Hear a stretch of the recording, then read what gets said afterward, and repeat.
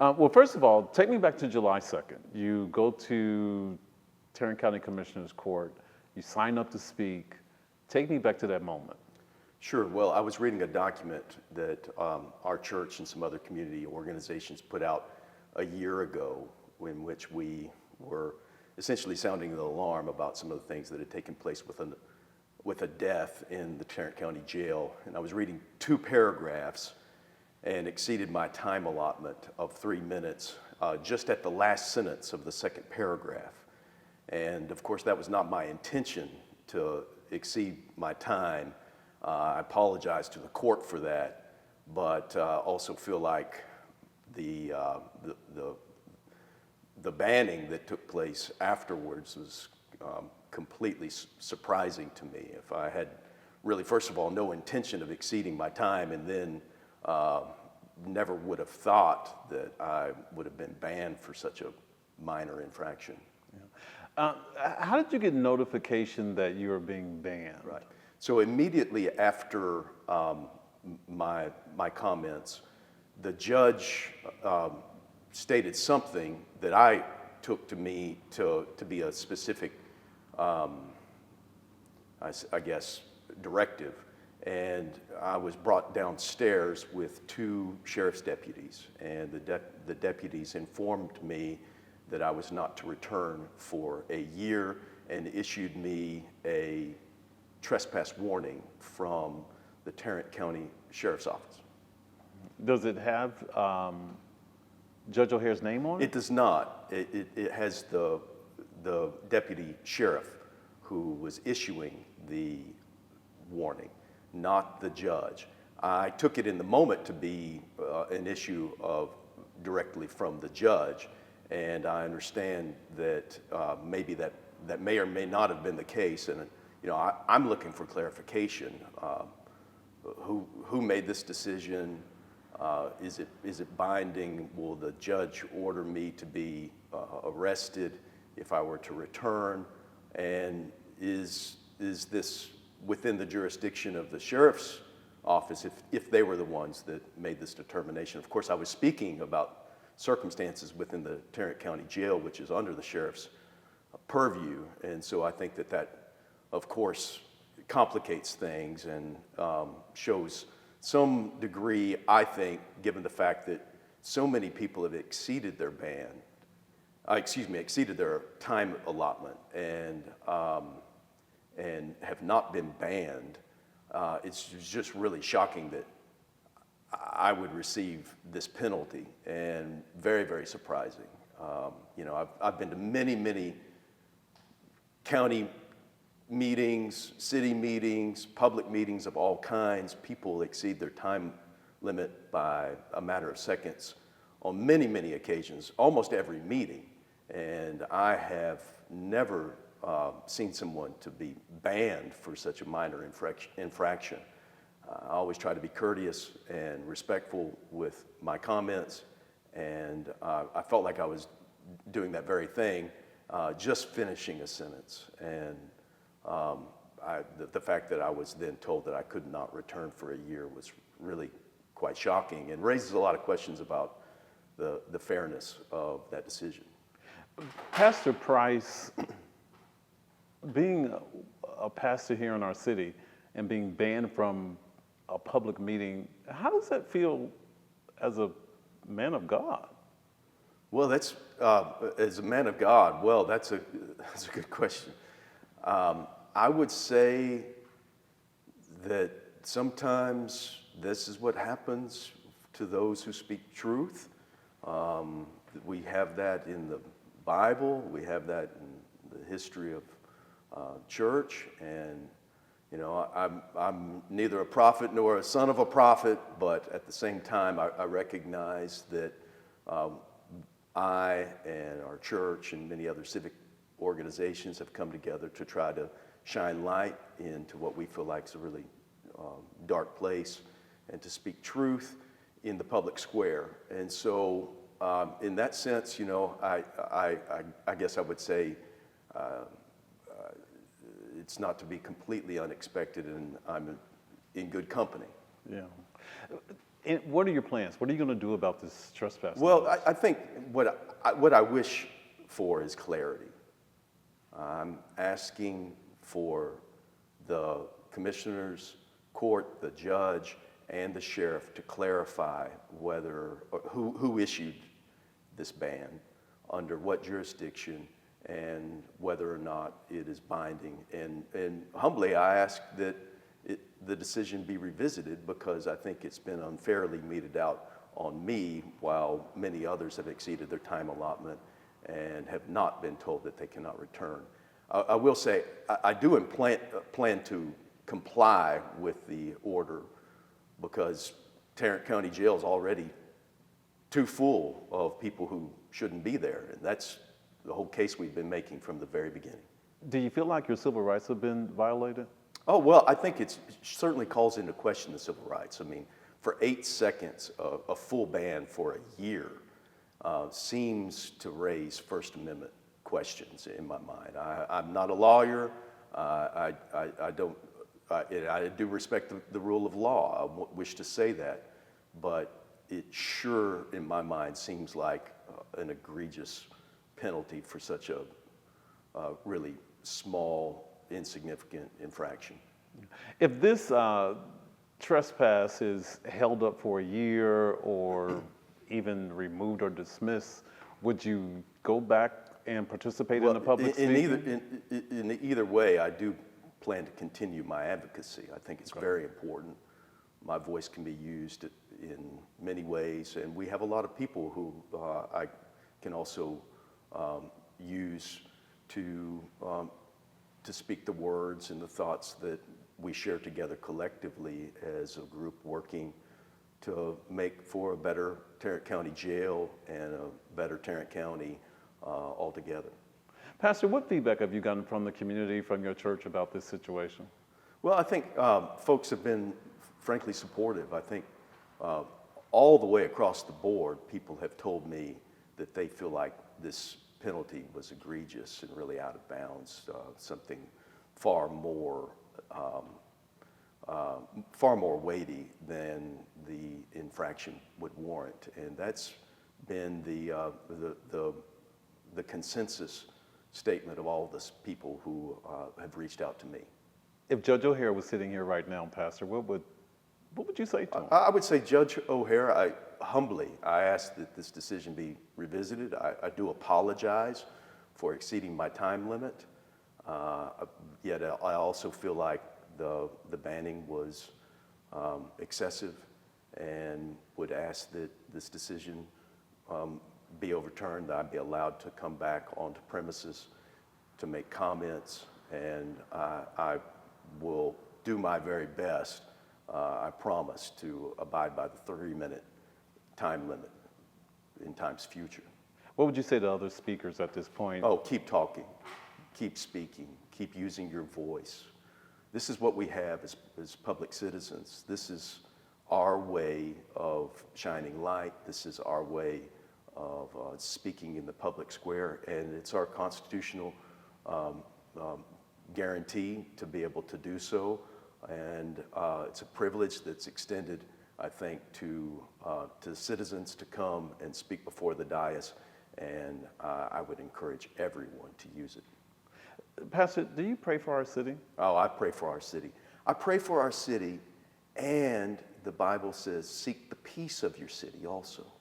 And I'm trying to do both of those things. These are challenging times. We see what has just happened with all of the political rhetoric and now violence taking place. I pray for our city. I pray for our country. I pray for our leaders. I pray for the judge. And I pray for former President Trump, because, as you say, I'm a man of God, and that is what I'm supposed to do. And so while we can speak truth to power at the same time, the reality is that we are called to speak it in love always. Yeah. What have you shared, if at all, with your congregation about the situation? Is there a takeaway? Is there something to learn from all of this? Well, I've actually been out of town for the last week and a half Okay. on this choir tour, as I was telling you, so to New York City with our youth, and so I haven't had a chance to directly address it with the congregation. But I think if there's a lesson, it is that we continue to speak, that our advocacy matters. And you know, I'll say frankly that I believe that this was done to me individually because our advocacy has been of note and is an important thing taking place in our county right now. How did this trespass warrant even come about? Well, I've been going to Commissioner's Court for about 2 years complaining about the management of the jail, and I have frequently referred to the sheriff as the sheriff of Nottingham because over half of our inmates on any given night are there because of the same thing that I've been warned about. They're homeless and they're charged with trespass. Well, that is kind of the way old England handled the poor. They incarcerated them, they jailed them. At any rate, at the July 2nd Commissioner's Court meeting, the county judge adjourned the Commissioner's Court meeting when Commissioner Simmons was trying to speak and make a statement or ask some questions after the public comment period. This has become a common occurrence that he rudely speaks over and denies Commissioner Simmons the opportunity to speak. It really exasperated me. She is elected by a quarter of the county's population. She represents 500,000 people on that Commissioner's Court. And for him to continually step on and over her, to me, is just unacceptable. And I went up and told him exactly what I thought of him and his behavior. Were you expecting to get a knock on your door after that? Well, no. I'm not surprised that I was escorted out of the room on that Tuesday, July 2nd. I was surprised to find out that the senior pastor of Broadway Baptist Church had also not only been escorted out, but was given a trespass warning. And he has the impression from verbal communication, maybe written, I haven't seen his, that his notice is for a year. I have no indication how long mine is for. You've seen the document.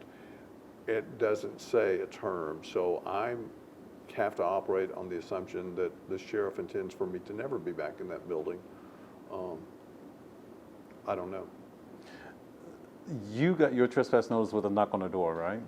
Right. I actually left the Commissioner's Court, the County Administration Building on July 2nd, having no idea that this would be forthcoming.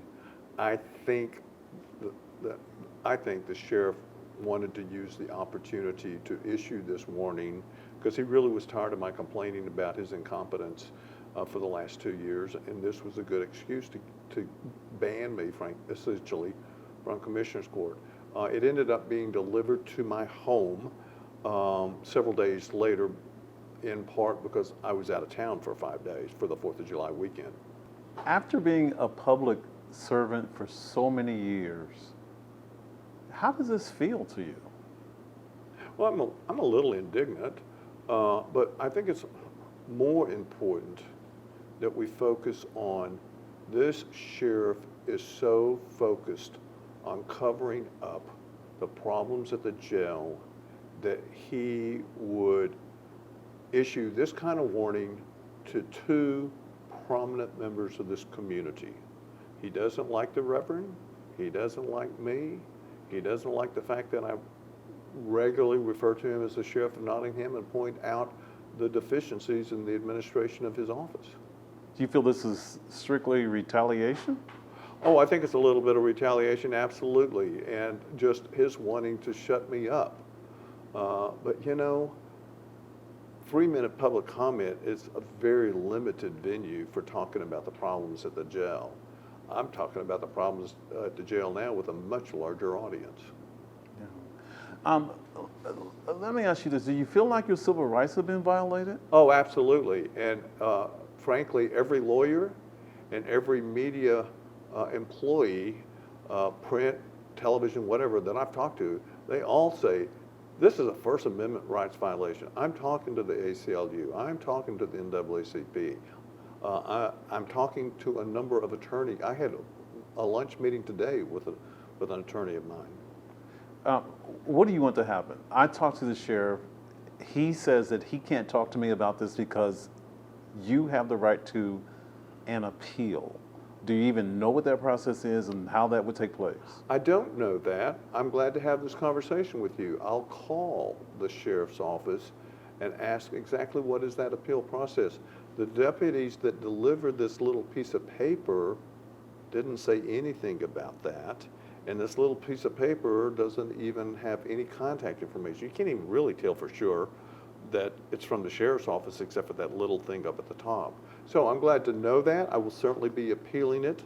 I'll be calling the sheriff's office before the week is out. Your trespass notice has Judge O'Hare's name on it. The pastor's, it does not. What is that? Have you seen the pastor's trespass notice? Yes. Okay. I haven't seen it yet. Okay. What was your question? Judge O'Hare's name is on yours, it's not on his, but how does that hit you? Well, is there a name on? The deputy in that place where the judge's name is on yours, a deputy's name is on it. Okay. It could be a number of things. I haven't actually seen Pastor Price's notice. I was told by my lawyer today to get a copy of that. It could be, there is some factual conflict right now with Judge O'Hare saying he doesn't have the right to do this. He has said this on tweet and in the public pronouncement that he made on Tuesday. But it's his name that's used on this piece of paper. So that's, until I figure out otherwise, I have to assume that he's ordered it. Whether you get to go back, Mr. Burnham, soon, after a year, whatever the case may be, do you plan to stop taking advantage of the 3-minute public speaking opportunity, or?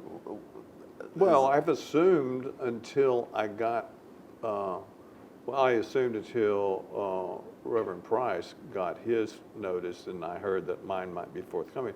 I assumed I would be going to Commissioner's Court on a regular basis. I mean, when I started 2 years ago, I told Commissioner's Court, the judge at the time, I don't want to be down here every meeting. I don't want to complain about everything on the agenda. But until you guys fix the problems at the jail, I'm going to be coming down every time there's a death in the jail. Most of the deaths in this jail are totally unnecessary and due to incompetence or, as the medical examiner has reported, homicide. The 3-minute rule. When you go back, what's your goal? Stay under it? Hit it on the second? I really haven't thought about that. I usually try to comply with the 3-minute rule. He made it clear in his reading Tuesday that he is going to strictly enforce the 3-minute rule. I didn't enjoy getting escorted out last time. I don't really want to make a habit of getting escorted out. Don't want to risk arrest by going before we resolve this conflict. I'm glad to know that the sheriff thinks I can call him and talk to him about it. What's your advice to other people using that platform to speak out, to speak up? Well, I would urge everybody to comply with the rules of the court. I may think that they're arbitrary and capricious, but the fact of the matter is he's the elected guy in charge. I think most people try to. On July 2nd, the school teacher didn't even know the rules of the road, and that could have been humiliating to her, because I think her kids were there and she's being escorted out by a sheriff. I've been thrown out of better places than the Tarrant County Commissioner's Court, and I'm kind of a water off duck's back attitude about it. But I think what's really important, what's really, really, really important, is to focus on half the population in this jail should not be there. Half of the deaths in the jail under his administration should not have occurred. Now that's just a round number that I'm talking about. But now what you have, as of July 2nd, you have a sheriff trying to oppress people's First Amendment rights. And I gotta fight back on that as well as fight for the rights of people to live. Most of these people haven't even been convicted of anything, much less deserve the death penalty.